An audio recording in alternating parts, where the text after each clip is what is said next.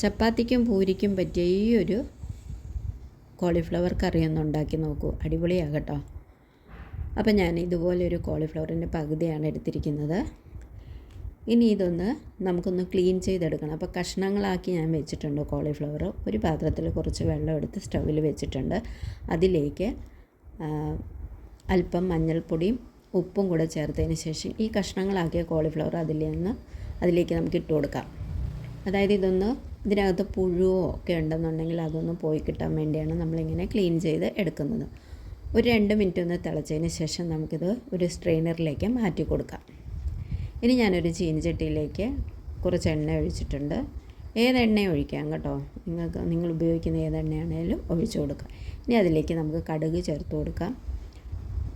അപ്പോൾ ആ കടുക് ഒന്ന് പൊട്ടി വരുമ്പോഴേക്കും ഞാൻ 2 മീഡിയം സൈസിലുള്ള സവാള നീളത്തിൽ അരിഞ്ഞതാണ് എടുത്തിരിക്കുന്നത്. അതൊന്ന് നമുക്ക് ഇതിനകത്തേക്ക് ചേർത്ത് കൊടുക്കാം.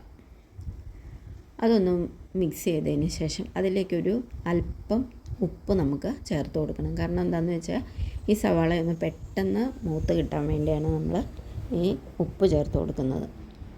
ഇനി അതിലേക്ക് ഒരു ചെറിയ സ്പൂൺ അളവിലുള്ള ഇഞ്ചി വെളുത്തുള്ളി പേസ്റ്റാണ് ചേർത്ത് കൊടുക്കുന്നത് കേട്ടോ.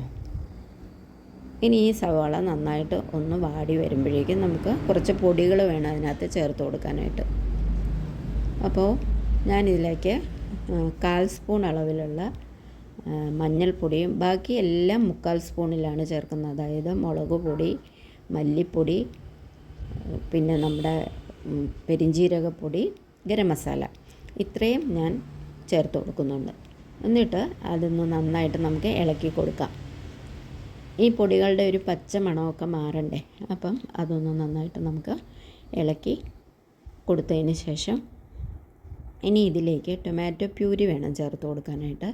2 ടൊമാറ്റോ ഞാൻ പ്യൂരിയാക്കി എടുത്തിട്ടുണ്ട്. അത് ടൊമാറ്റോ പ്യൂരി ആക്കുന്നത് ചൂടുവെള്ളത്തിലിട്ട് ഒരു 5 മിനിറ്റ് കഴിയുമ്പം ടൊമാറ്റോയുടെ തൊലികളൊക്കെ അടർന്നു വരും. ആ തൊലിയൊക്കെ അടർത്തി മാറ്റിയതിന് ശേഷം മിക്സിയുടെ ജാറിലിട്ട് നമ്മൾ അരച്ചെടുത്താൽ മതി.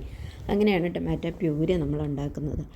ഇനി ആ ജാറിലേക്ക് തന്നെ കുറച്ച് വെള്ളം ഒഴിച്ചിട്ട് ആ വെള്ളം കൂടെ നമുക്ക് ഈ കൂട്ടിലേക്ക് ഒഴിച്ചു കൊടുക്കാം. അതിനുശേഷം നമുക്ക് നമ്മുടെ കോളിഫ്ലവർ ഇതിലേക്ക് ചേർത്ത് കൊടുക്കാം. അതിൻ്റെ കൂടെ തന്നെ ആവശ്യത്തിന് ഈ കറിക്ക് ആവശ്യത്തിനുള്ള ഉപ്പും കൂടെ നമുക്ക് ചേർത്ത് കൊടുക്കാം. അതിനുശേഷം ഈ ഗ്രേവിക്കകത്ത് കടന്ന് വേണം നമ്മുടെ ഈ കോളിഫ്ലവർ വെന്ത് ഉടയണം നന്നായിട്ട്. നല്ല ഡ്രൈ ആക്കി വേണം നമ്മൾ ഈ കറി എടുക്കാനായിട്ട്. കണ്ടല്ലോ, ഇതുപോലെ ഒരു കുഴമ്പ് പരുവത്തിലാണ് ഞാൻ ഈ കറി ഉണ്ടാക്കിയെടുക്കുന്നത്. അപ്പോൾ ഇത് നന്നായിട്ട് ഉടഞ്ഞു വന്നിട്ടുണ്ട്. ഇനി ഞാൻ ഇതിനകത്തേക്ക് ചേർക്കുന്നത് ഒരു 1/2 കപ്പ് അളവിലുള്ള നല്ല കട്ടിയുള്ള തേങ്ങാപ്പാലാണ് ചേർക്കുന്നത്. തേങ്ങാപ്പാൽ ഓപ്ഷണലാണ് കേട്ടോ, നിങ്ങൾക്ക് വേണ്ടാന്നുണ്ടെങ്കിൽ ചേർക്കേണ്ട കാര്യമില്ലെങ്കിൽ തേങ്ങാപ്പാൽ ചേർക്കാതെ തന്നെ ഇതിന് നല്ല ടേസ്റ്റാണ്. ഇനി കൊറിയാൻഡർ ലീവ്സ് കൂടെ ചേർത്ത് കൊടുക്കണം.